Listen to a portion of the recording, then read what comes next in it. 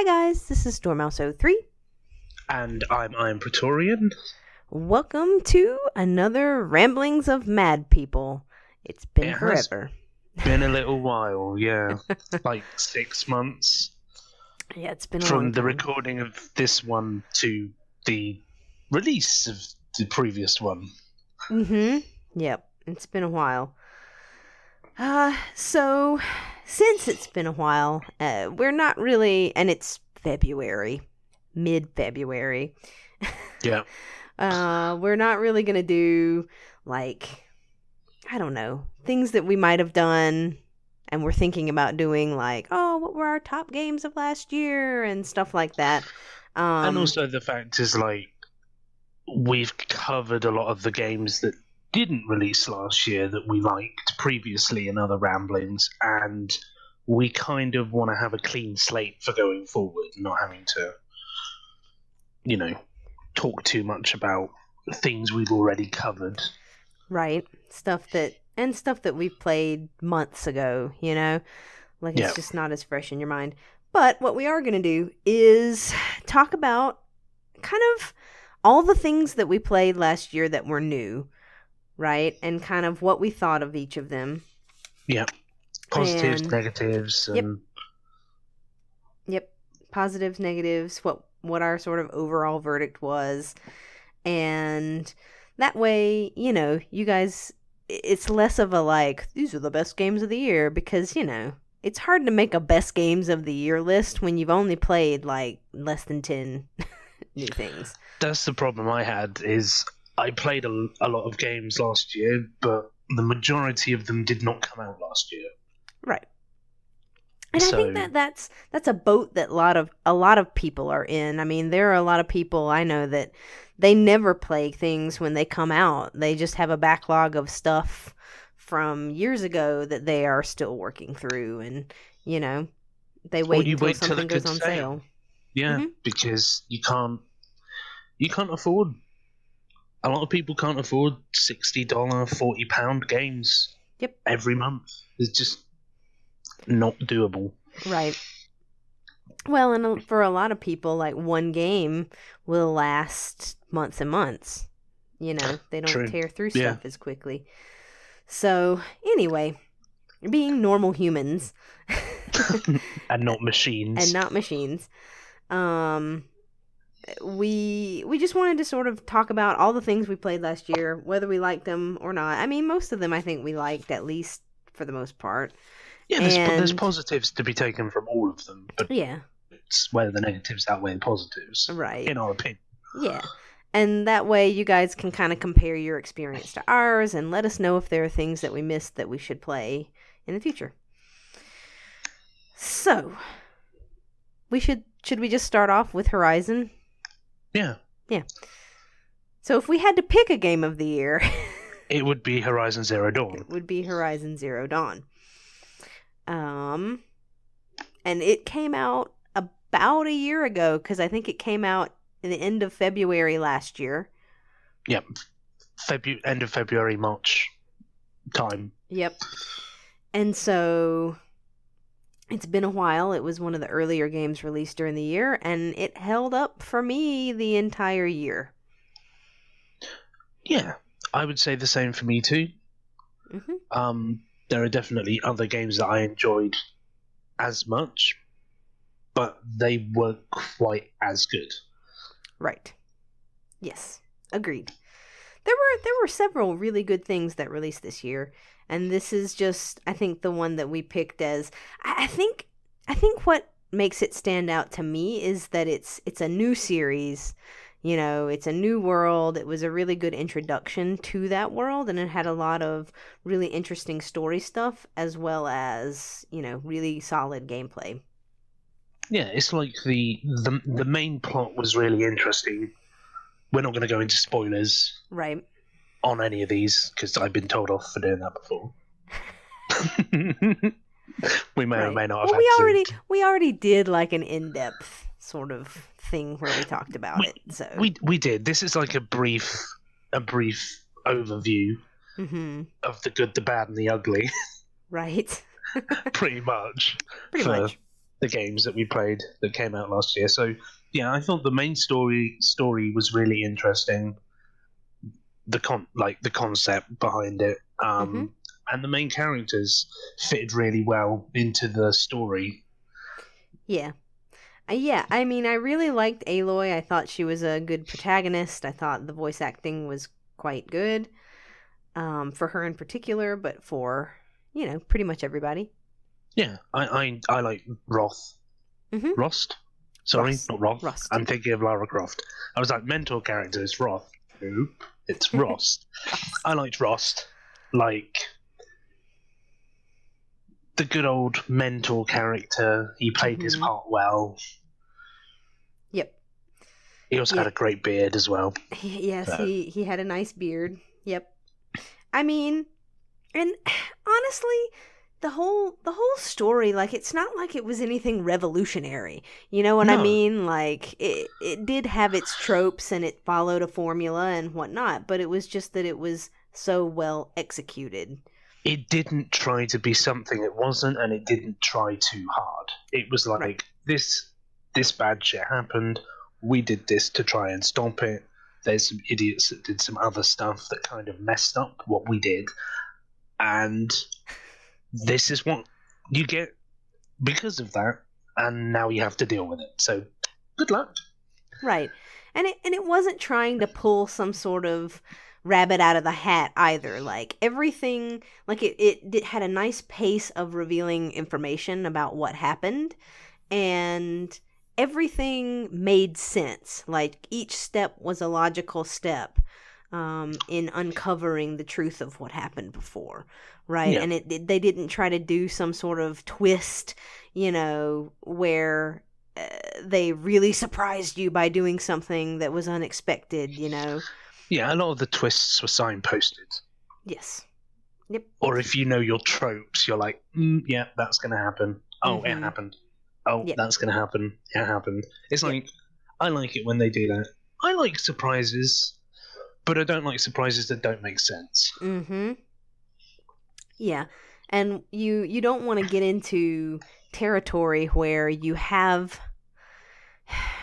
where the twist, like, everything in the story is in service of making this great twist instead of making it make sense, right? Yeah, and just working. Yep. So I will praise them for that. Mm-hmm. The gameplay was fun. Yes, it was. And I'd combine that with the weapons, different ways to fight, and the creatures. So the machines, all the different, analogues of present day animals, but in machine form, and their weak spots, what they were weak to, what weapons worked against them, what weapons didn't work against them. Like, there's a giant metal bird thing called a storm bird, and if you have a upgraded, I think it was like a rope launcher, you could effectively tie it to the ground so that it couldn't fly away, which I thought was really cool. Yep. And then you could, like, hit its weak spots and chip bits off of it, which was awesome. Yeah, I really liked the hitting, like, popping pieces off of them. I liked that mechanic. Because there were some that you could pop pieces off that would explode. There were some that you could pop pieces off that were, like, guns and stuff that you could then use. Yeah. So... and then there were ones where you could pop pieces off of them so that they couldn't do certain attacks and stuff, right? Yeah, like, I think there was ones that could breathe ice or breathe fire, and if you, like, pierced the sack that they used, then they couldn't use that attack anymore. Yep. And so...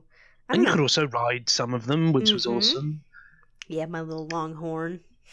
Yep. Riding along, dun dun dun dun dun dun dun. Oh, and traps. I had a good set of traps. Mm-hmm. Yes. That you could, like, stick in the ground, and they, when they walked over them, they'd trigger, and yeah, that was a good system. So, yeah, the gameplay, like, the ranged gameplay, the melee, like, everything really worked really well. And this is the only real problem that I had with the entire thing, was that there was no lock-on. for like melee combat. So I would have liked for it to been more like a sort of Dark Souls type of system where you could lock on to one enemy and then hit them, but it wasn't like that. And so, that is what it is. It's not game breaking. It wasn't horrid, but No. it would have been nice. I also liked the exploration and the open world, and the graphics were really good, and that kind of all came together to give it sweeping landscapes, and you could pretty much go wherever you wanted once you hit a certain point in the game, and the game basically told me I was somewhere that I shouldn't be, but never mind, which was quite funny because Dormouse knows me. I will go and explore everywhere before I do a main mission. Like, I found this. Where have you been? Up a mountain in the north where I probably shouldn't have been. Okay. Right. That was funny. Yeah. But no, the different environments. So you had your normal woodlands and pine forests and stuff, and then the icy areas, and then jungle and desert, and it was good. They did the environments very well. They didn't make it too samey, which was nice. Mm-hmm. Because they could have just gone, yeah, it's like North America, so we're gonna make it a one state area where it's there's lots of trees, have fun. Yeah, where it was just all woods or something like that, but it wasn't. And I think because of the story, they were able to get away with having different types of terrain as well, because it was kind of yes, the terrain may or may not necessarily be as it was before, pre-apocalypse, because this was a post-apocalyptic game. Then just, I think the world in general, the different tribes and the cultures of each of them, and how different things like religion played a part, and science, and then sort of, I liked the themes of kind of science versus religion and logic versus emotion, and how those things all played together in the sort of creation of the world, and also in the main story. Yes, and it was neither of them was wrong, kind of thing. And the religion thing also feeds into philosophy, and should we ethically do this because we have the means to do this? Should we do it? And it's maybe you shouldn't have, but now you have to deal with the fact that you used some piece of technology that you shouldn't have done. So it's cool to see oh yeah, there's you had a choice, you went with what you thought was the best course of action, it really wasn't, and there's dire consequences. Yep. So yeah, overall, I think this was a fantastic game. I think it's going to hold up well over time, and we haven't played the DLC yet, but I'm really interested in playing that. Seeing what that's happens something there. I want to get to within the next 6 months, hopefully. Yeah. Me too. I think I would also add that I like the side activities too, the proving grounds and the challenges, and some of the side missions were interesting. I remember there was this one guy that would you could go out and destroy certain of the machines and bring him back apart, and he'd taste it or take a little bit of it, and then he'd have some vision about the machine. Yeah. Which was cool. Yep. They had some interesting side missions. I mean, not all of them were stellar, fantastic, memorable, things. They had some that were kind of forgettable. A lot of the things that we like side missions on can be hit and miss, to The Witcher 3 and some of the Mass Effect ones are really good, and some of them are just filler. Yes. But I think overall, they had some really interesting characters that were introduced in some of the side missions, and I really liked, and I guess this is mild spoiler, I really like that a lot of the people from the side missions could turn up later. Yes. I think there was a trophy to get them all to turn up. I think there at a might have certain been. point. Yeah. But they made it so it wasn't missable, which I liked. Mm-hmm. Yep, because you can replay the end. I think, yeah, the end. They effectively put you before the final mission. Mm-hmm. Yep. And so then you could go and do the rest of the side quests and then do it again. Yep. It's definitely a game I intend to replay. Yes. Me too. Cool. Anything else that you wanted to mention about it? No, I think we pretty much covered everything that I liked. Yeah, and me too. I couldn't really think of any negatives. No. I know that some people are like angry or upset about the ending because it was a cliffhanger type deal, but I don't really understand that because I think it's because they're setting up for a sequel. Yeah. To be honest. And I think that they were pretty much assured that they were going to get one, and so I don't know why. It doesn't bother me because I know there's going to be another one. Well, if you think about Mass Effect 1,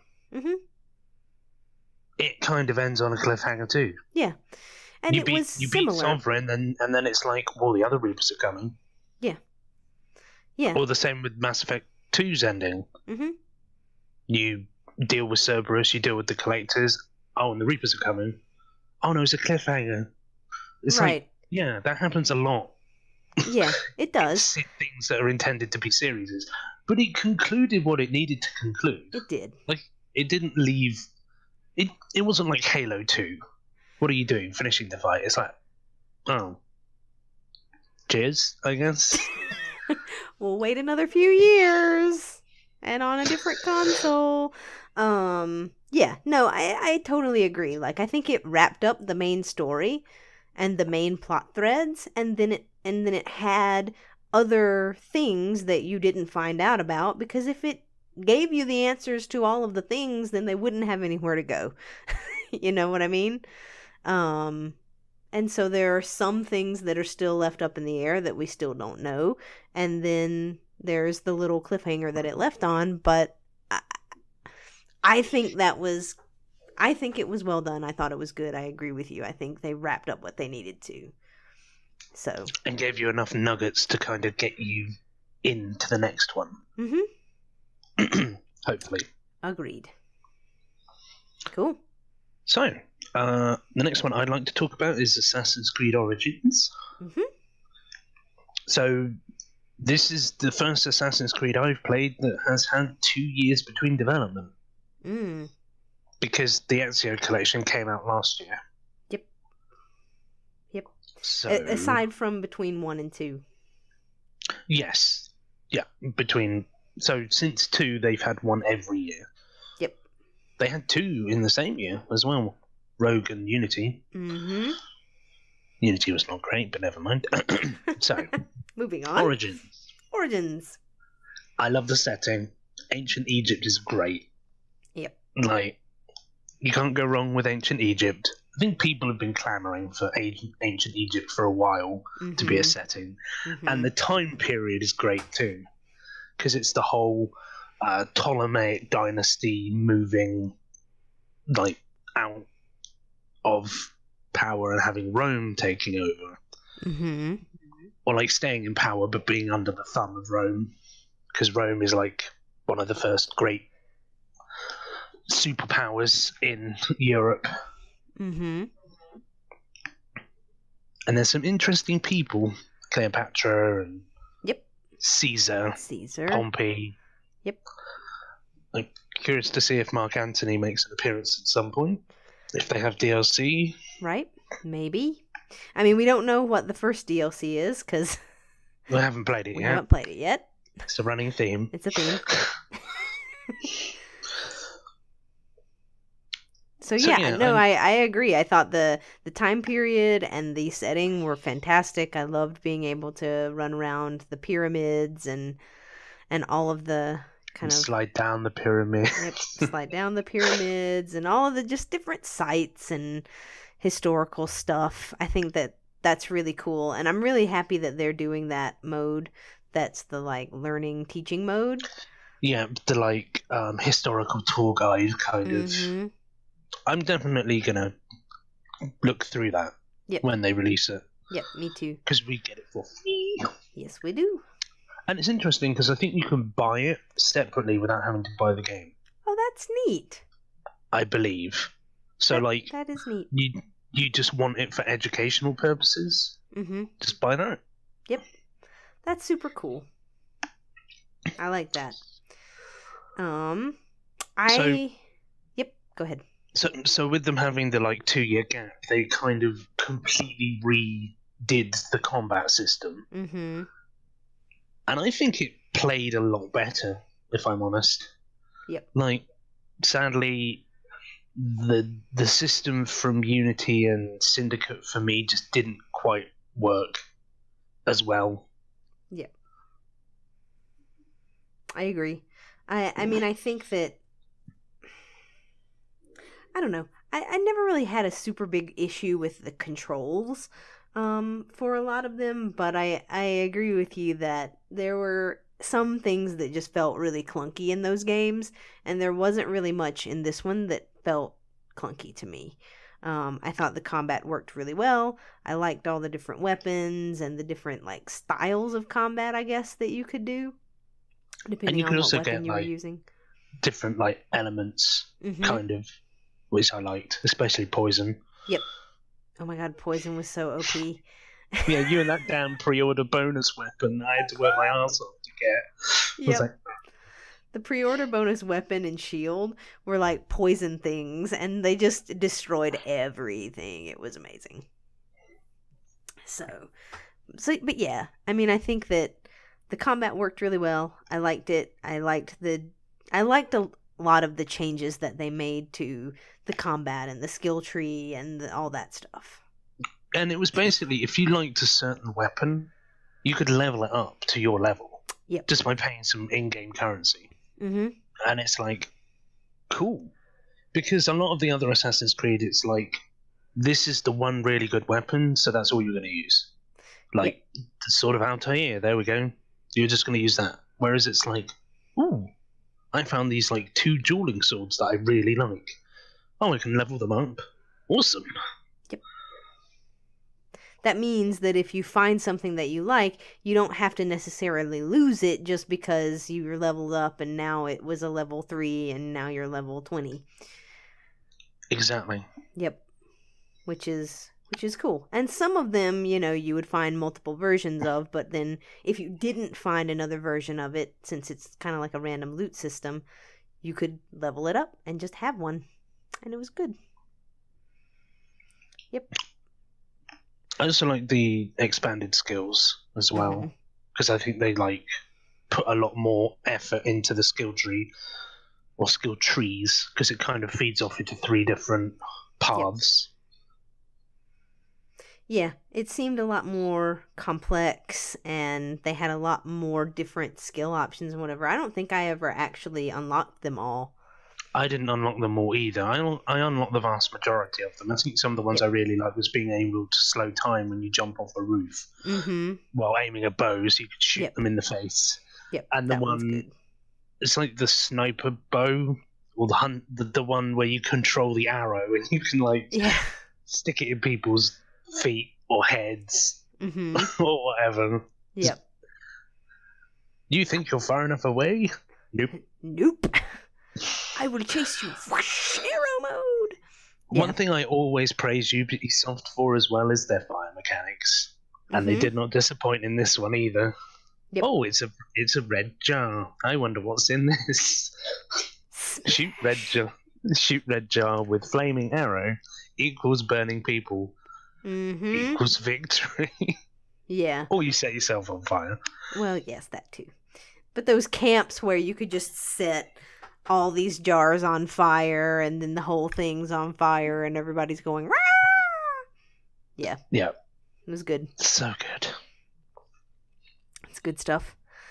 What else? The story for the most part I enjoyed. Yes. And I liked the characters, the main characters. Bayek and Aya. Aya, yeah. And Senu! And Senu. Definitely a main character. Yes. So Senu's the eagle that you use instead of eagle vision, effectively, because it's proper eagle vision. Yep. I was like, that's such a good little nod. Mm-hmm. Yeah, they had a lot of those, like, with the symbol and the finger and... Yep. Just lots of different things. It just paid homage to the series, which I really liked. It did, kind of showing you the origins, so appropriate name of a lot of the things that have become kind of staples of the series, which is cool. And I thought that Bayek and Aya, I liked their relationship and the way that they sort of, had different viewpoints on things, but ultimately had the similar goals. Yeah, it was like they had slightly different methods, they had slightly different views, but their goals were the same. And like the development of that relationship over the game, I thought they did very well. Yep, I agree. And then they had some good villains. A lot of the ones that you kind of went after, like the crocodile and the hippopotamus, or whoever. Yeah, there was a bunch the like the scarab, the hyena, and they all had their little niche of what they were doing for the Templar cause, and like how the general population viewed what they were doing. And then once you realise what they're doing, it's like, oh, they're doing this, like poisoning. But people are like, I've been cursed by the gods. And it's like, no, he's just been putting poison in the water. Yep. And, that crocodile was the one. Yep. We won't spoil it, but, yeah. Those missions were interesting. So yeah, overall, I liked it. I think it was a lot more open world than any other Assassin's Creed game has been. It also had ship combat in it again, slightly different because no cannons. But I'd say it was more ship traversal than ship combat. Like you just used it as a mobile bow firing platform. Yeah. But it was super fast. Mm-hmm. And then you'd be like, why did I get XP? And you realise you'd Grand Theft watered over a crocodile. Yep. Yeah, so I I really like that. I think negatives. There was way too many things on the map, question mark wise, that I couldn't see properly because they just blended in, and a lot of the locations became repetitive. Yeah, it was like once you were done with the story, for the achievement to 100% unlock the map, and it just killed the enjoyment after a while. Yeah, because it was the same things over and over and over. Whereas, like with Horizon, which we just talked about, the missions were not as repetitive as the ones. You didn't need to 100% go to every single area. I think you just needed to unlock the map. Right. Yeah. No. Yeah, I know, but like I mean. They had some similar missions and things, but it wasn't like, and here's another camp that you have to, kill these people at. Here's another animal den. Yep. Here's another high point. Here's another sunken treasure ship. Yep. Or it's like, I'm sure I've 100%ed this area, spends 15 minutes staring at the map, and is like, where is this last question mark? Yeah. Oh, there it is, right in the top right-hand corner. Yeah, they should have had those symbols in some color that stood out more. Or what they should have also done is given you filters to like places I've completely 100%ed. Oh look, it's not on my map anymore. Yep. Yeah, definitely. That could have used some work. I also enjoyed the present day, but I wish there'd been a bit more of it. Yes, I agree. I liked the present day character. What was her name? Lila or It was Lila? something like that. Layla? Something like that. Um, so I liked her, and I thought it was interesting, but I agree with you. I wish there had been more of it.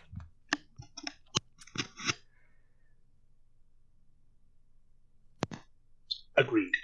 Yep. And But all in all, then the only other negative for me was I felt the main story had a little bit of a pacing problem. So up until after you do I guess it is the second round of missions where you're going after like the crocodile and the hyena and the whoever, it was great. Like, I felt like the pacing for all of those things was really good. But then after that, it felt really, I don't know. It felt like they glossed over some things, and it was like and now all of a sudden, like, this person is in charge, and then this thing happened, and then this thing happened, and then you're at the end. And for me, I just wish that it would have fleshed out a little bit more, that transition. But other than that, I thought that it was quite good. yes. All in all, a good game that I would recommend, and probably one of the better Assassin's Creeds. Yes. Yep. Agreed. All right. So next one that we want to talk about, I think, is Dishonored: Death of the Outsider. Yes. And so this one is a bit of it's a bit of an odd thing because this one isn't necessarily a full game, right? It's I would say it's like an expansion, yeah. but it's like a standalone expansion. Mm-hmm. Yep, it's like a standalone expansion to Dishonored 2. Kind of like similar to, I guess, Far Cry Blood Dragon. Yeah. What that was to Far Cry 3. Or even like, say, Brigmore Witches, or what was the other one called? Knife of Dunwall. Knife of Dunwall. Those two things together to the first one. But I guess instead of making it a couple of different DLCs, they just made it its own thing, which I like. Yeah. I like that agree. model, actually. I enjoyed it.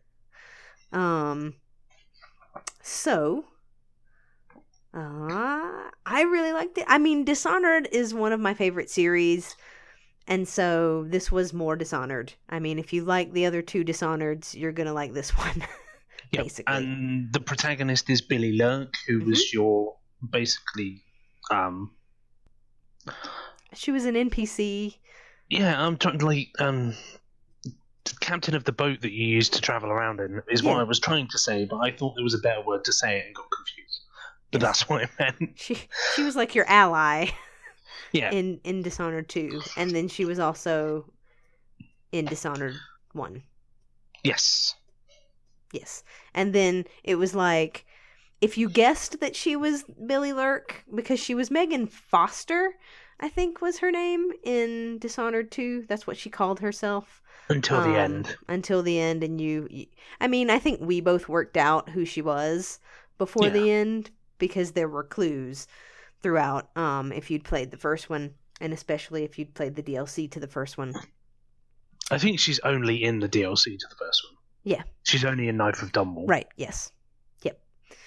I couldn't remember if she was in and also that means that they treated one of the endings as canon. Right. I think she dies in, like, the Chaos ending. So I think it's like they always go with the low chaos for the next game. And that's how it feels anyway. Yeah. Well, I mean, because they couldn't have gone with the ending where Emily died in the first one for the second one, because she's main character. So. Yeah. I never had her die, even in my high chaos.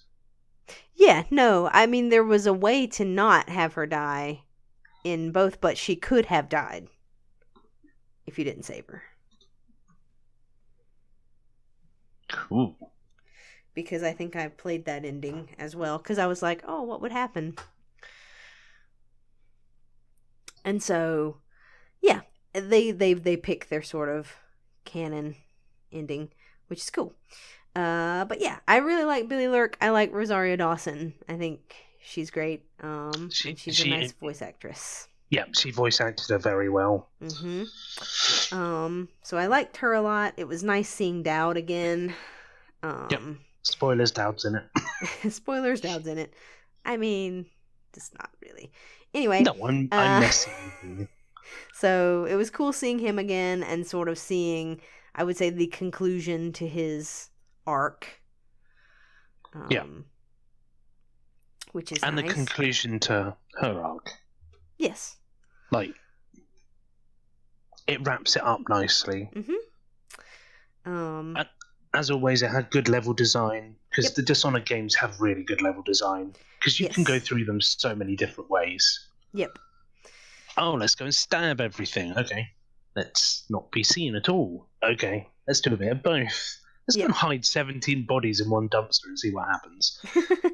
And there's so many different ways to go through it too, because like depending on your powers, it's like, do you knock everybody out, or do you move around the level like on this little lamppost and then over to this ledge that's and then over here, so that nobody sees you and you don't even have to touch anybody and there's no trace and that kind of thing? Or do you like knock someone out, take their face, and like, which was one of the new abilities.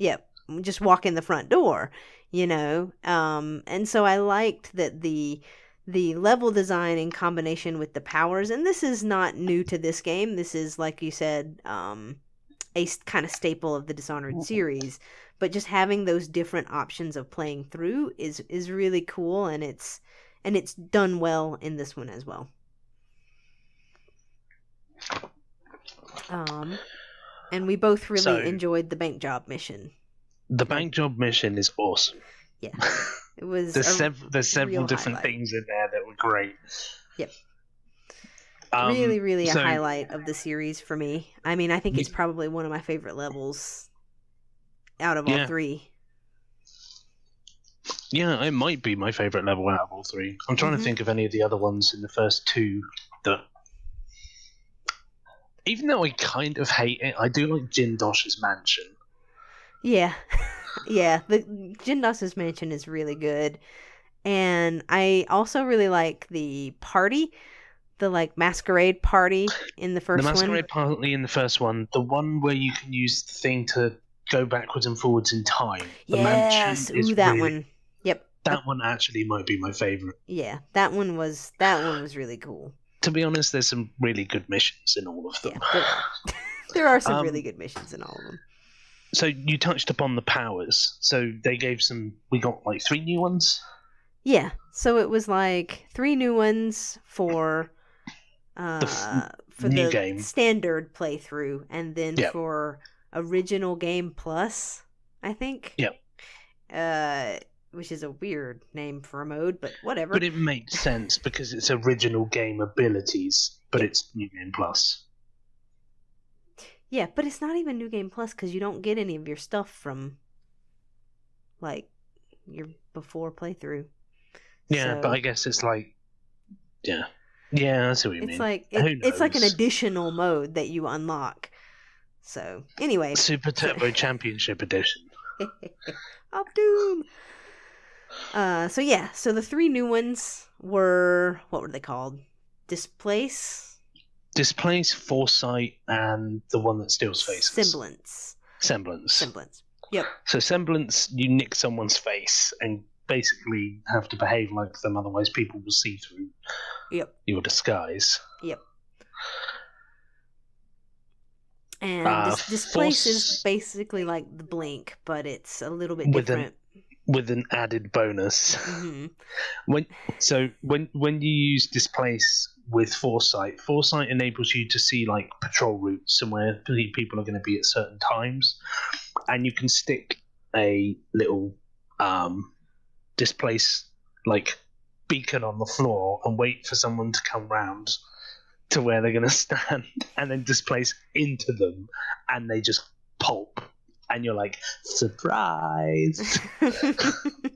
Yeah, because basically it's like it is well named because you're displacing them. You're displacing whatever is in your way, basically. And they go splat. And they explode from the inside out, which is awesome. And it's cool because you can leave a marker and go do something, and then hit the button to displace to where you left the marker, right? Yeah. Which is nifty, and had some nice. And it's also like if you needed to escape from somebody. Mm-hmm. Boop. Yep. Oh, I'm over here now. Bye. Yep.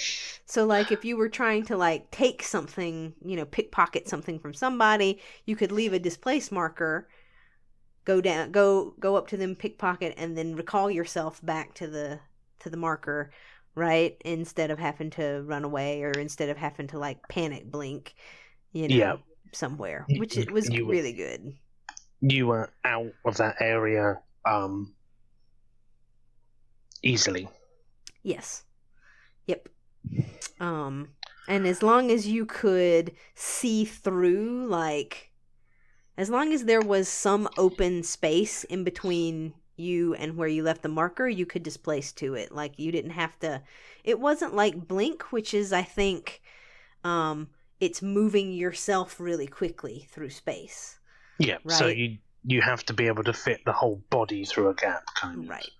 Right. Whereas with Displace, you just have to be able to see through to that place. So you can go through bars and stuff that your body wouldn't. You can go through rat holes that you wouldn't usually have been able to go through. Yep. Because I got confused as to how to get a bone charm, and then I was like, ooh, a rat hole. Yep. Which is really, really nifty. I also like the fact that you could use random stuff as ammunition. Yes. For the crossbow. Put the pin or some screws into the crossbow. Was it pen's mightier than the sword? Or so there's an achievement to shoot someone with a pen. Yep. Which I really liked. It was good.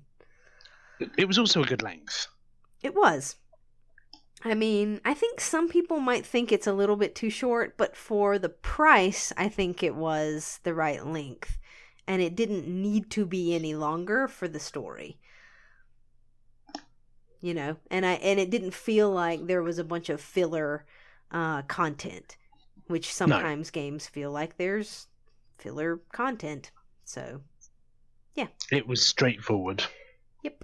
All the missions had meaning, you knew what you were doing, and then the conclusion was good too. Mm-hmm.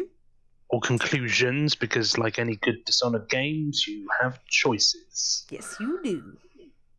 I think my only negative would be a certain enemy towards the later parts of the game were way too powerful and could see you way too easily. Yes.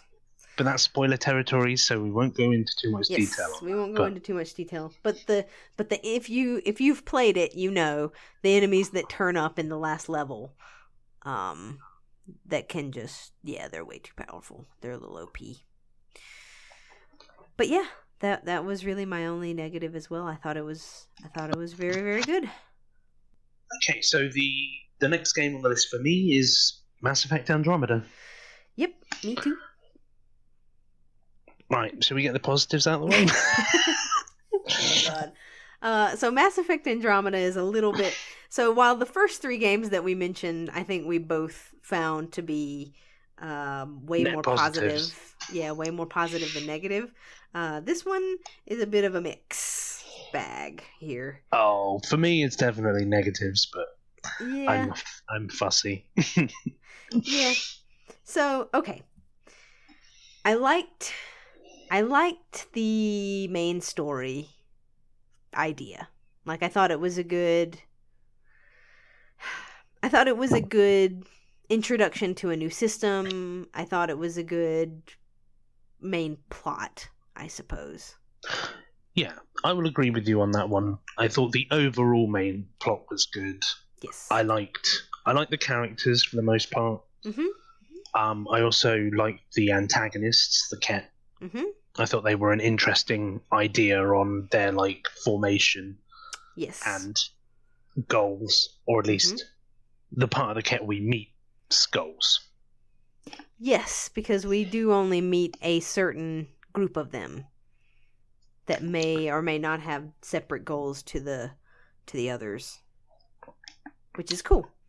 Yeah, Yeah. I agree. I liked them, and I liked the main characters for the most part. The only thing about it is just it felt like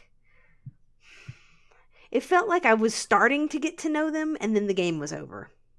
Yeah. And the trouble is, we're coming from knowing characters from a trilogy. Yep. Like Rex and Garrus and Liara. Mm-hmm. And we're dropped into a new game, and it's like, you just want more. You want to be able to get to know them better. But if you look at Mass Effect 1, we probably got to know them about the same. Yeah, you are probably right about that. So, like, you have Rex's Vermeer mission where you get to understand him a bit more, and you have his family armor quest, and you talk to him a bit, like 3 or 4 times, I think, because it was always after the main missions. Yep. And if we compare that with Drax, he probably may even have had a little bit more. Yeah. No, I mean I agree. It's just I think it's because it's like these are character tropes that we've seen before, right? So we want to get to know them because we know this one's the old Krogan, this one's the kind of smuggler, this one's the doctor, this one's the scientist. Because like Suvi felt to me like Liara, kind of, in the first one.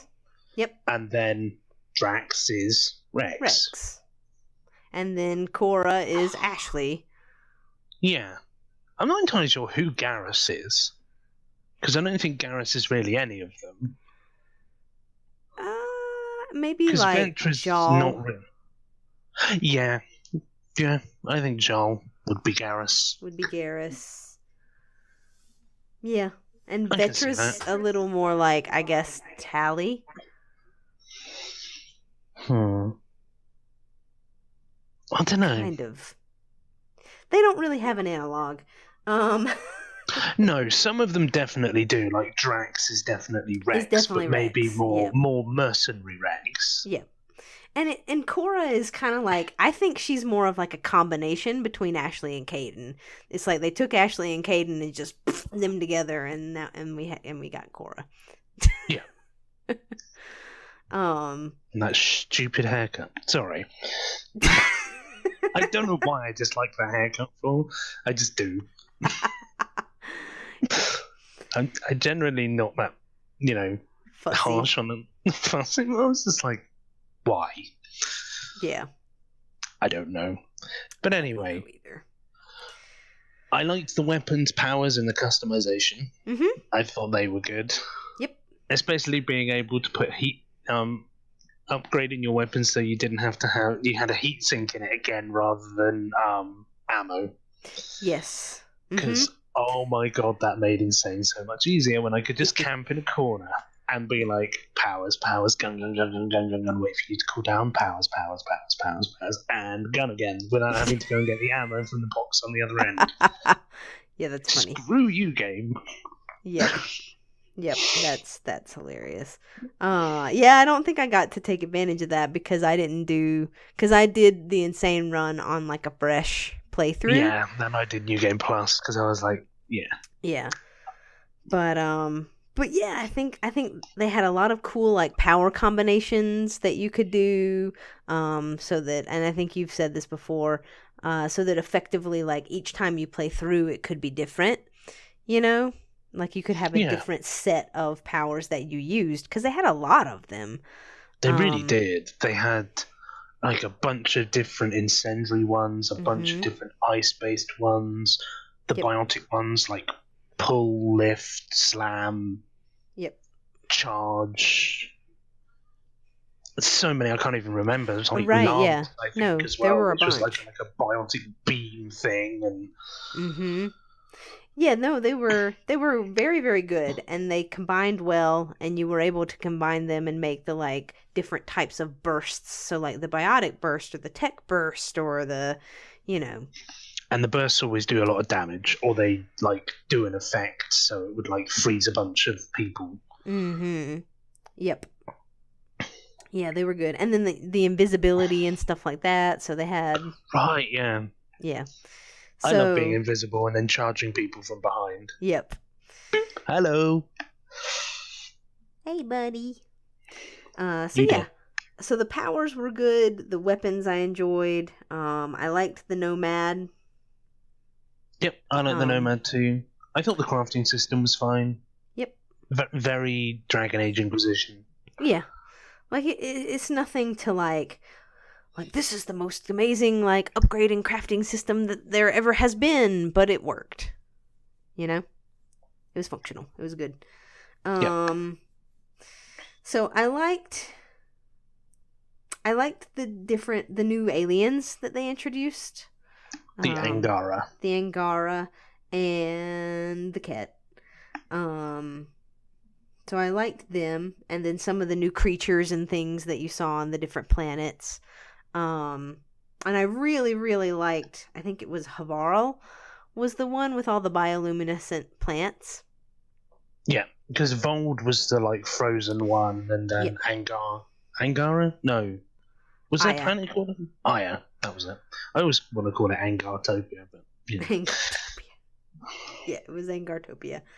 I like the planets. Yeah. A couple of them were similar, but for the most part, they were diverse enough. Because, like you said, Haval was the like bioluminescent jungle, and then Vold was the frozen wasteland. Yep. And then Eladin is the one that we can never remember. Yeah. Is the like really hot desert one. Yep. That's like my favorite. Yep, the super hot desert. And then what was the one with all the crime lords and Kadara, yeah, that was the one with like all the poison. The geothermal. Yeah, the geothermal activity, and then Eos was like desert scrub kind of. So like not super hot, but it wasn't doing well. Right, yep. And so yeah, the planets I think were pretty cool. We'll save the negatives for in a second because I only have a couple more positives. So I liked the crew and I enjoyed the loyalty missions. It was nice to see kind of a return of those. Yeah. And I thought that each one of those, I would say I liked all of them. I wish that there had been more with some of the other characters that were not your main crew. So I wish that there had been more with Suvi and the pilot Callow. Yeah. And the engineer. And Gil and the doctor. Right? Yeah. Like, I wish that there had been a little bit more with them because actually I think they were... mission. They had pseudo missions like come see me on the Nexus. Yep. And we'll play cards, and then Gil had a little bit more because he had the whole thing with his friend wanting to have kids that you did, but for the others they were just kind of, they didn't have a whole lot to them. And so I wish that there had been a little bit more because I feel like they were some of the more interesting characters to me, than a couple of the main crew members even. So it would have been nice because we finally got like a Solarian shipmate, and then he was the pilot, and we couldn't do loyalty missions with him like old. Right. Yeah. It's weird. Right. The negatives. Here we go. For me, the Remnant felt too close to the Protheans. They'd done that before. Ancient tech from a long gone civilization, and yada yada yada. Yep. It's and like, it's you know, and it's the you, amazing thing that's going to save us. And yeah, you've done it before. Come up with something interesting. yeah, agreed. The planet exploration definitely got repetitive.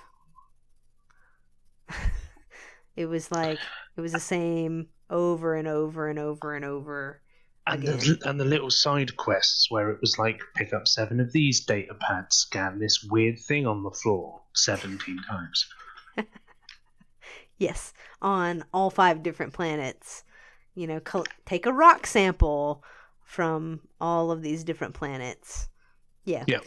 Some of those things, it just became too repetitive. And it was like, you know, okay, we get that you want us to explore your planets that you've made, and that we appreciate that you've made these large spaces for us to explore, but give us something interesting to do there, right? Yeah. Not just collect a bunch of things or scan a bunch of things. Yep. And I think that feeds into, there felt like there was a lack of polish on the game, and there wasn't as much depth as there could have been. Like you said, things seemed to go too quickly. Like, you'd talked to the crew a couple of times, done a loyalty mission, and then it was like the end of the game. Yeah.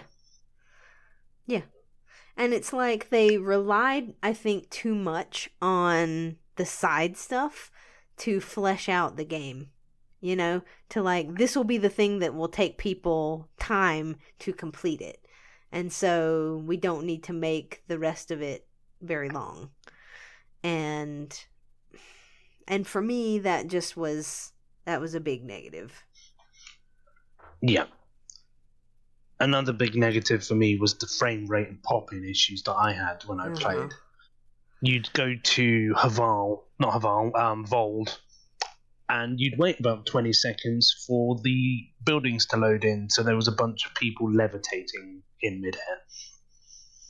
And then trying to drive out of the outpost, the frame rate was terrible. It was like, you'd freeze for a couple of seconds. I didn't personally have too much issue with the animations. I mean, some people looked a bit deadpan. Yeah. No, I mean, I didn't have too much problem with the animations either. Like, when you go back and look at it, they did have some, like, weird looks on their faces and stuff sometimes, but that really doesn't bother me. I mean, I don't think Mass Effect has ever had the greatest of animations that there ever were. Because you have more of an issue with lip syncing being off than I do. I do. And they've never had very good lip syncing in their games. It's always been a little bit hit and miss. And so, I don't know, that didn't bother me as much as, like, it seemed to bother everybody else on the internet. But I think the eyes definitely do look better now that that's been patched. I will say that. Agreed. Yeah. I did have it once where I was having a conversation and the person was looking the complete opposite direction. Yeah. They were just turned round. That's happened to me in so many RPGs and open world games though. You know, like, a lot of times when things are so big, like, stuff just messes up, and like someone's character model isn't standing in the right place, and so they're not even on screen, but it's like you're talking to them. Like, stuff like that doesn't bother me that much unless it's just happening all the time. That bothers me more than the lip sync. Yeah. It's like, if the person's staring at a piece of furniture and not me, I'm like, excuse me, I'm not a chair. Hey, eyes up here. Hey. Yep, come on. Yeah. Like, unless it's just happening all the time. If it's just once or twice that happens, then no, I was just giving an example. Yeah. It's all. There was this really funny glitch that happened to me where they were doing the whole movie night thing, and there was a section of it where Ryder just wasn't there, and I replayed the thing several times because I wanted her to be in it, because it was like Subi just had her arm around nothing. And it was just so odd. And then when I tried to play it again, it was that same spot where she just disappeared, and I was like, come on, Mass Effect, Jesus. So yeah, I had my nice sit on the couch time with Vetra. Mm-hmm. Oh my goodness. But yeah. Right. Overall, those things didn't bother me too much. The frame rate did bother me though. Yeah. Because there were places where it just stuttered really, And talking really about badly. lag, the multiplayer. Uh-huh. Trying to get into a match, Sucked. and then it just lagged. Mm-hmm. Microtransaction lottery, yada yada, based multiplayer as per usual. Yep. We'll talk about that in depth some other time. Right. I don't know. It just, the multiplayer in 3, I remember having such a good time with. But this one, for whatever reason, it just did not feel as fun. And I don't know why.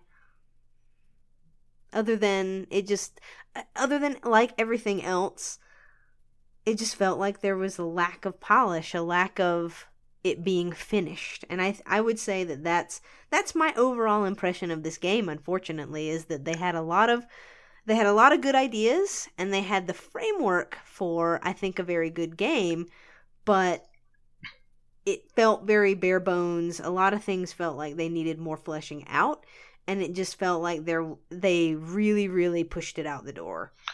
And then what really killed it for me was they effectively said, we're not going to have a sequel for a long time. If we have one, there isn't going to be any story DLC, which there's something quite important in it that's alluded to that felt like they were like signposting DLC here, but they're going to do it as a novel or like an online comic or something instead, I heard.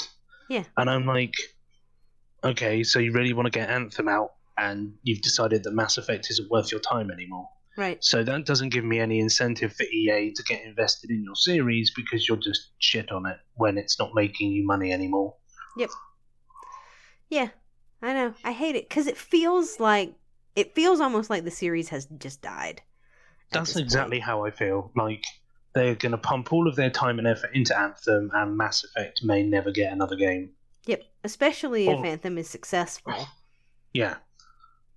Because of the backlash with 3, with the bugs in this. Mm-hmm.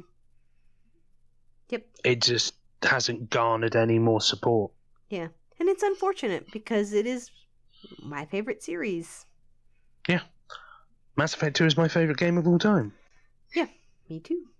And EA has just destroyed it. Yeah.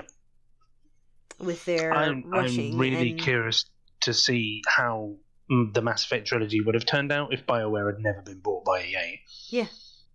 Because it felt like with 2, they pretty much had the game done before EA bought them, and they just tagged the EA shenanigans on it. Yep. And like 3 was a mess. Yeah. It had some really good bits, it had some really bad bits, and then it had some stupid bits. Yep. And it was where I think the Mass Effect series really started to suffer from EA's timelines and deadlines and that kind of thing. Because if they had not had that constraint, then I don't think that the whole ending debacle would have been a problem. Yeah.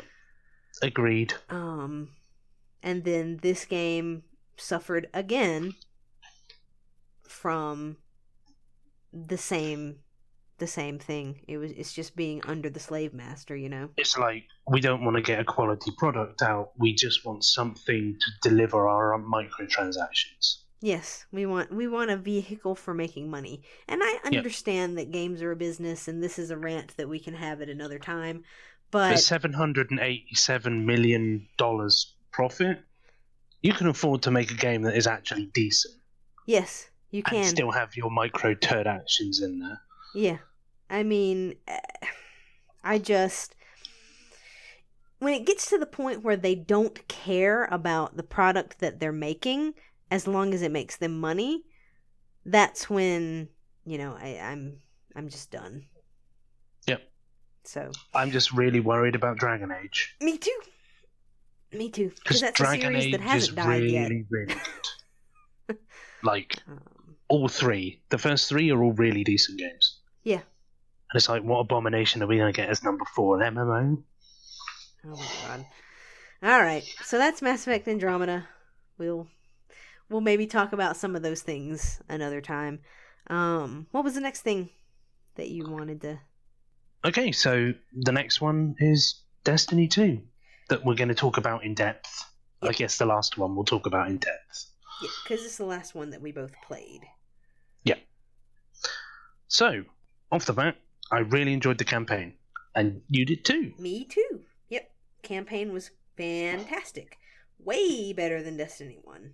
So better. Like, Taken King did a good job, but we needed that from the start, which we had. Mm-hmm. Characters were nice. I think it had good planets to explore. I like the planets because I'm like, ooh, Titan. I like that. Ooh, Io. That's cool. Yep. I think it would have been nice if we'd have maybe been able to go to Mars again and the Moon again, and like had the places that we'd already been partially unlocked to some extent. Yeah. But as it was, I thought that it was good. Like, I thought that it was a nice length, the campaign. I liked the story of it. I liked the antagonist, Gaul, or as you called him, Gary. No, yeah, because Cade called him Gary. That's literally in one of the trailers. He's like, yeah, Gary. And I'm like, oh, Gary. If not, I'd have called him Dave. Yeah. You do know that. I do. You know, that Dave guy. Yep. So, I thought he was a good antagonist, and I liked having more of the three, what are they, faction leaders? Vanguard leaders, yep. Yep, the Vanguard. So, Zavala, Ikora, and Cade. Yes. And having them all, like, involved in the story, because I think in, like, the Taken King and stuff, it was a lot of Cade and bits of the others. Mm-hmm. But they all basically have their own little part of the campaign, which was cool. Yep. And they all got to have, like, their moments and whatnot, and it was a campaign, whereas the first one, it just didn't feel like they gave you much story. No, and then the DLCs didn't really give you much either. Yeah. It was like 3 or 4 story missions. No, maybe more like 10, but still. Yeah. But the missions were all go here, shoot this, and they didn't have very much cinematic with stuff. Ghost and protect it. Yes. That's literally Destiny 1. Yes. And whereas, like, mechanically, I don't know that it was that diverse in this one, like, but it was better delivered. It was delivered in a better package, and so it didn't feel like it was go here, scan this, go here, scan this, go here, scan this, go here, scan this, because there was actual dialogue and stuff that was happening. Yep. So, yeah. It was like, go here, scan this, talk to this person, watch this cutscene, go to this location, watch this cutscene, and then scan something else. Right. Which was cool. Yeah. Like, game mechanics wise, I really like the fact they put public events on the map and had a timer of when they turn up, so I didn't have to use Destiny Tracker anymore. Yes. And that they would actually turn up when they said they were going to turn up. Yes. I also liked some of the abilities that you could get either through the different ghosts that you had or through the Night Stalker. You could also get it through those like map consumables that you could get from Cade. Yep. To be able to see different items and things on the map. Yeah, being able to see the chests and being able to see the like little resource things. Yep. So. Yep. I liked that. That was cool. Mm-hmm. I also liked that there was no effectively god rolls on weapons. They all have the same. Mm-hmm. So it's like you have one weapon, it's the same as everybody else's, and if you like it, you like it, and if you don't, use someone else. Yep. And you could put different mods into them, so if you wanted one to be like, have fire elemental damage on it, you could put that in there. Yeah, exactly. Right? I also like the tokens for the factions, rather than it being like a upgrade, like a you need 2,000 of this faction's XP. Yep. It was like, go to this planet, kill a couple of targets, do a public event, open some chests. Yep. Oh, you can level up your faction now. Yep. There was more variety, I think, to the different ways that you could get those tokens. So there was more variety to leveling up. Yeah. I still don't like the lottery, and I never will. Nope. 100 levels up to get one pair of boots. Yep. Yes, they've changed it now so that once you've hit like 10 levels up for a faction, you can get the boots by having a certain number of tokens, but the base game did not have that. Right. And so it was poopy. Gameplay and gunplay were just as good as in the other one. Mm-hmm. Nothing really detrimental to say on that. Nope. Same with like the enemy design and everything like that. Like they were some of the enemies were the same. Some of them were new, some of them were old. Yep. So and some of them were upgraded. Yep. I like the classes. I like the subclasses. Yep. They streamlined the upgrade system a bit and made it so that you weren't like super powerful as you were in Destiny 1, and I kind of understood where they were going with that. Same with the exotics. It's like they wanted to make you a bit less godly, I guess. Mm-hmm. But it seemed to work fairly fine. We didn't have too much trouble with anything other than the raid, but still, that was and some of the exotics were really cool too, like Sunshot, and I liked the Rat King just cause you like and you like rodents, and I do, so I like the look of it. But some of the exotics did things that you used to have as part of like your subclass. But it's like, I didn't really have too much of a problem with that. I think I used the Crest of Alpha Lupi a lot just because it gave me health back. And I always like getting health back when I put up my barrier as a Titan. Yep. As always, I like the strikes. Mm-hmm. Like, I played the strikes a lot more than the raid. Yep. And multiplayer. Like, that was my go-to thing. They get a little repetitive after a while, but that's the same with everything. Yes. And it's more like the people you're running with are the fun for me with things like Destiny. It's like, if I've got my best friend with me and we're doing the same thing we've been doing for the last 3 hours, but we're having a chat, it doesn't seem to drag as much as 5 hours of solo doing the same farming thing. Yep.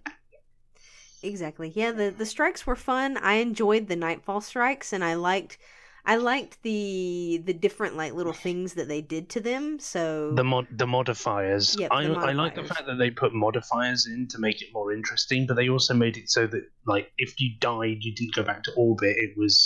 It just ate into your time. Right. Yep. So they had the timer instead. Yep.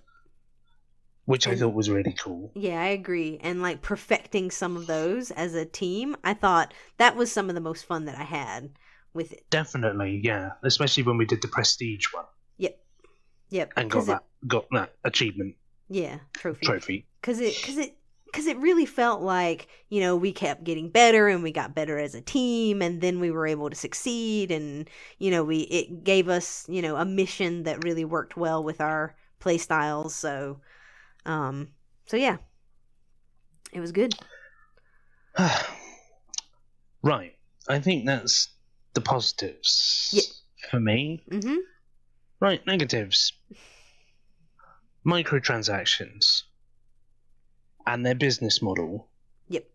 And the fact that they basically was caught throttling XP from certain activities to effectively make it so you couldn't get your light engrams as quickly, so you would be more inclined to spend money to buy said engrams and fuel their microtransactions. Yep. That is some shady dealings right there. Yep. It's just rotten, is what it is. So they get caught doing it, and instead of, you know, like doing anything nice, they just go, oh well, we'll just double the amount of XP you need, and we'll just give you the amount of XP you should have been getting anyway. Yeah. How is that fair? It's not. It's crap, is what it is, and it's a horrid business model for the consumer. One use shaders. Why that's a thing? I know why that's a thing, because microtransactions equals money, but the fact that we had infinite shaders effectively in Destiny 1, like if you unlock a shader, you should just be able to have that shader for as many uses as you want. Yep. and not have to keep buying it. I Yep. still haven't been able to get any more Metro Shift. And the whole thing is like, if you want to make money off of shaders, just make new ones. And Just people make will new buy ones, them. and people will buy them. You don't have to make them one-use shaders and split up stuff so that, you know, one goes on your gauntlets and then you need a different one for the helmet, and then, you know, like... I like that. The fact that they could make it so you could have different colours on different pieces of equipment, but make it come from an infinite pool. Yeah. Like, let's put Metro Shift and then Lion Dancer on my head. Yeah. And Metro Shift on my chest. And Monochromatic on my legs. Mm-hmm. Cool. But you don't have to have them. 3 Metro Shifts and then they're gone. Right? And then you can't use that on any other piece of armor that you get. Because it made it, for me, like, I was disinclined to use shaders the whole way through, because I was like, I'm not going to have this equipment at the end.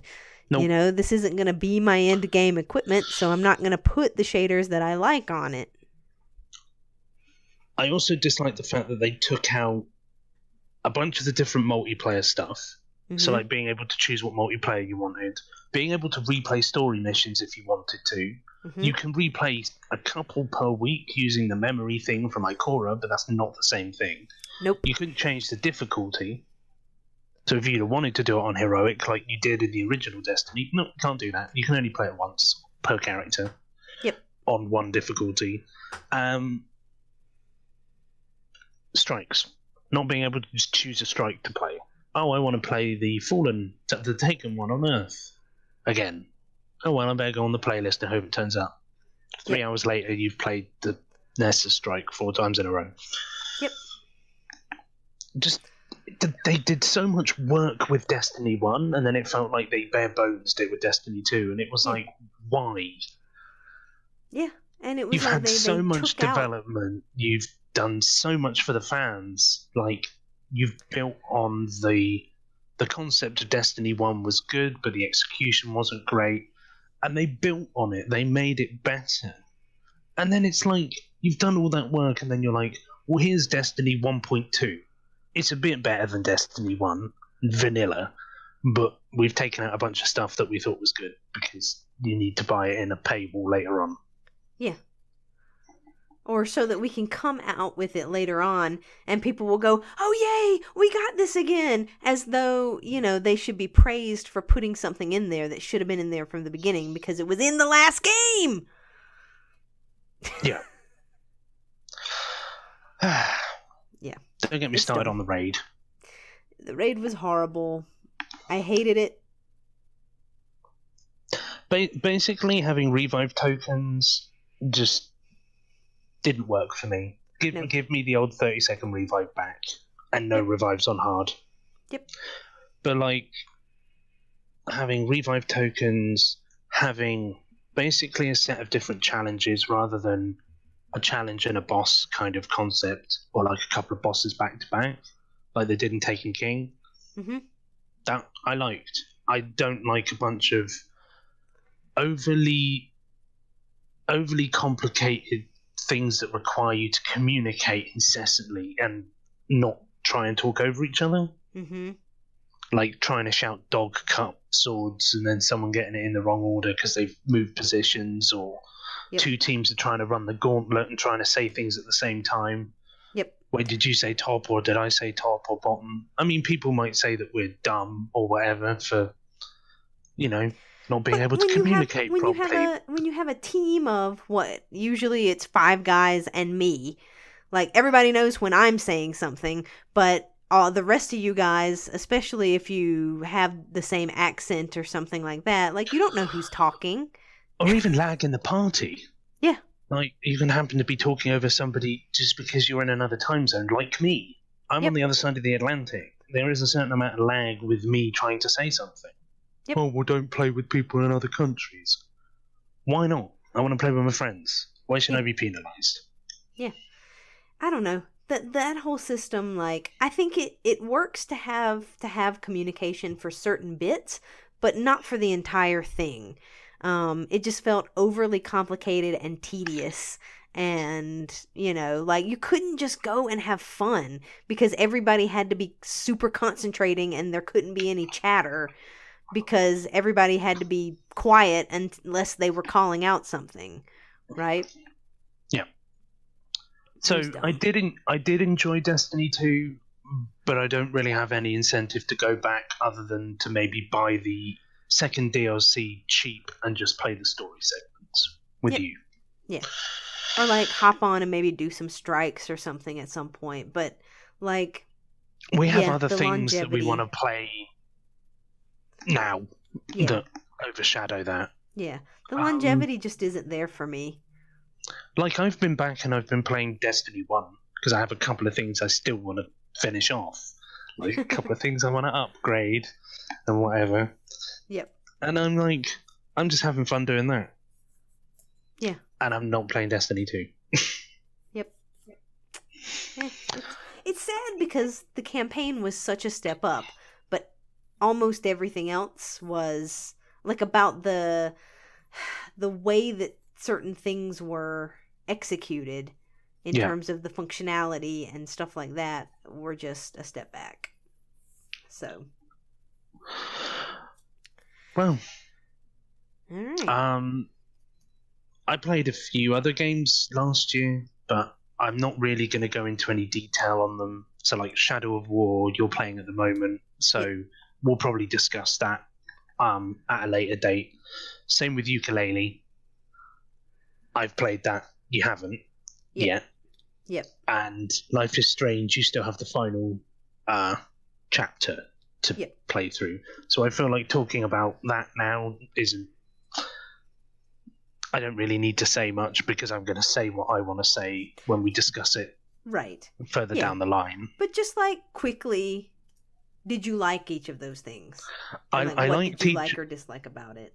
I liked each of them. Shadow of War, I liked the setting, the characters, the plot. It's Lord of the Rings, effectively. I like the Nemesis system and the skills. Some of the combats were a little bit harsh, like certain enemies having abilities that are a bit OP, like Curse and Poison and one-shotting you. Microtransactions in a single-player game, which seemed very strange, until you get to a certain point in the story where you have to do a certain thing 20 times in a row.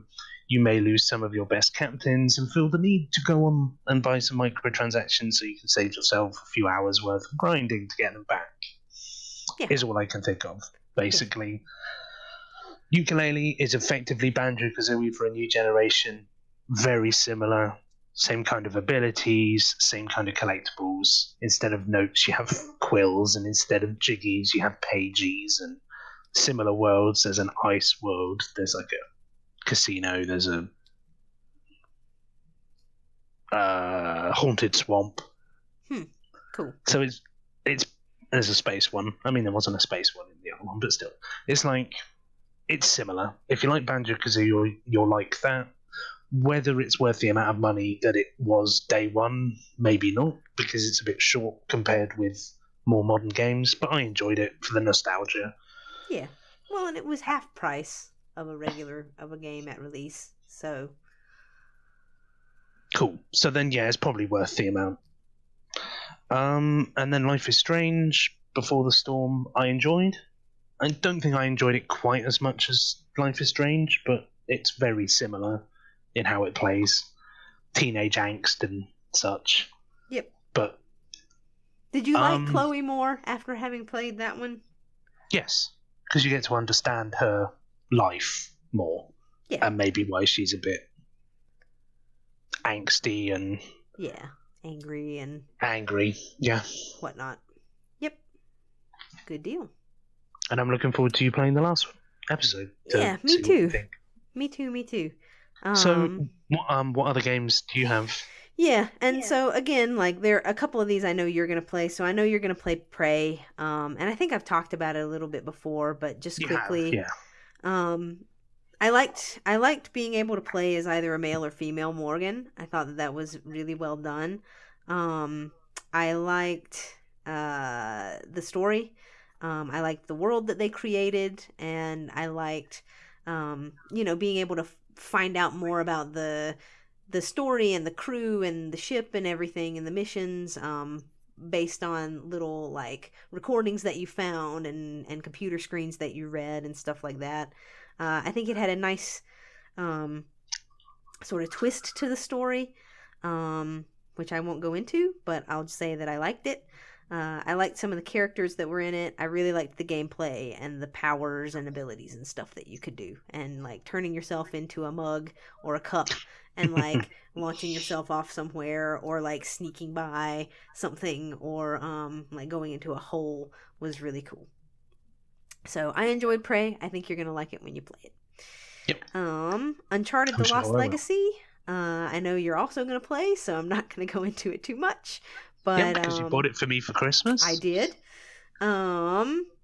But I mean, for me, this one, it's just all about the characters. I really, really love Chloe and Nadine. I think they really made it.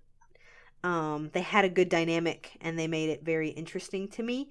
And so it's the same Uncharted, but because you have different characters in it, it felt different to me. A different dynamic. A little bit of a different dynamic. I like the setting. India was awesome. You had some cool animals and some cool settings and stuff like that. The game played pretty much like Uncharted 4 because it was originally supposed to be DLC for Uncharted 4. So that's another one that came out as an expansion standalone rather than... Exactly.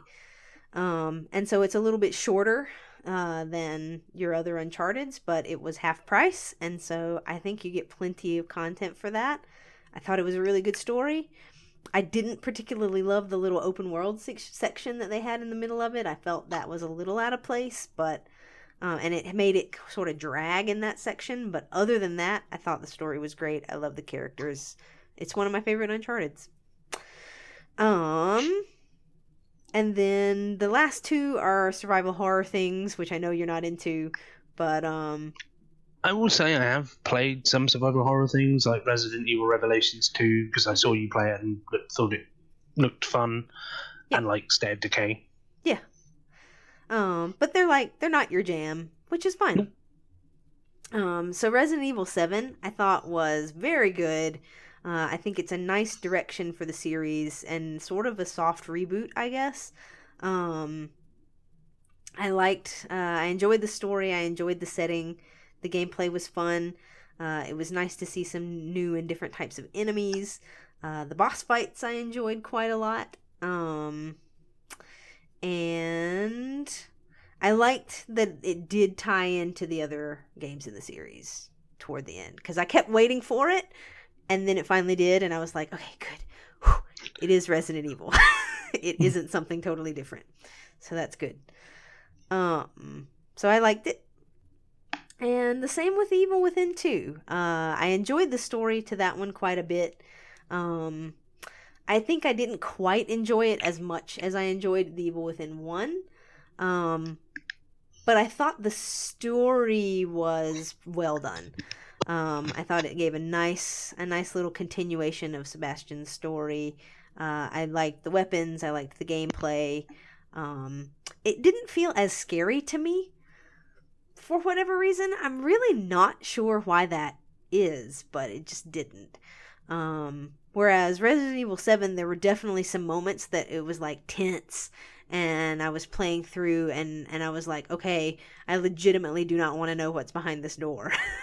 You know, and you pray that it doesn't open.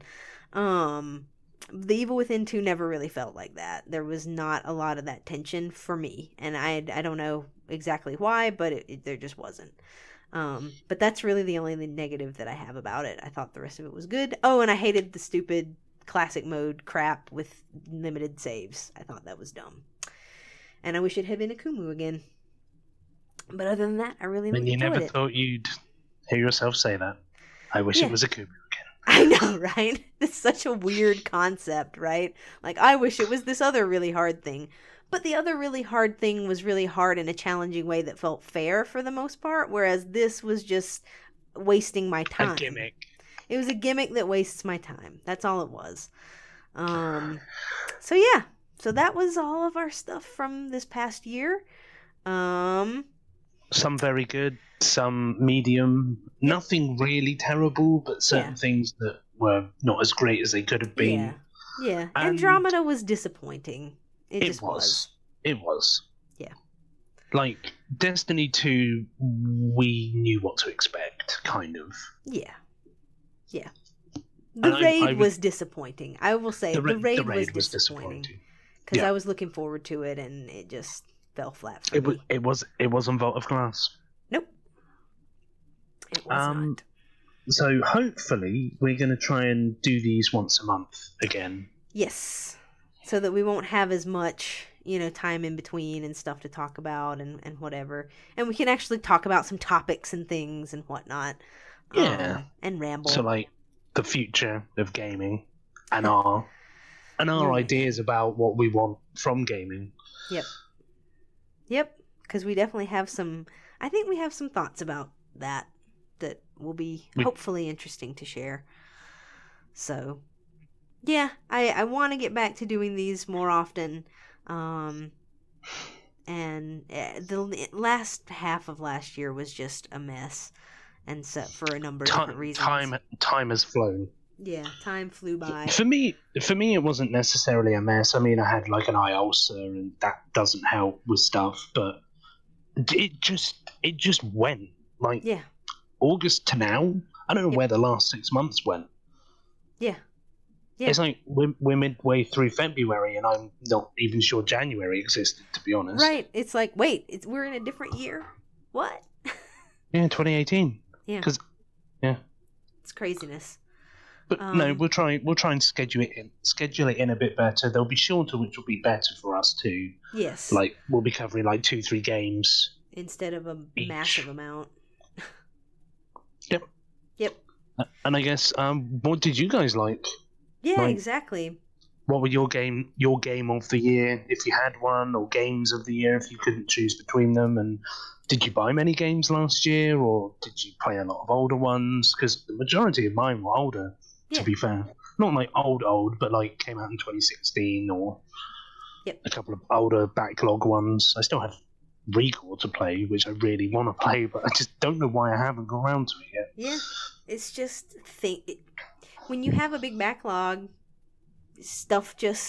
other stuff just appeals more in the moment, and that's why I'm going to destroy my backlog this year. Yes, that is the goal. We will destroy the backlogs. So yeah. Anyway, thank you for listening to us.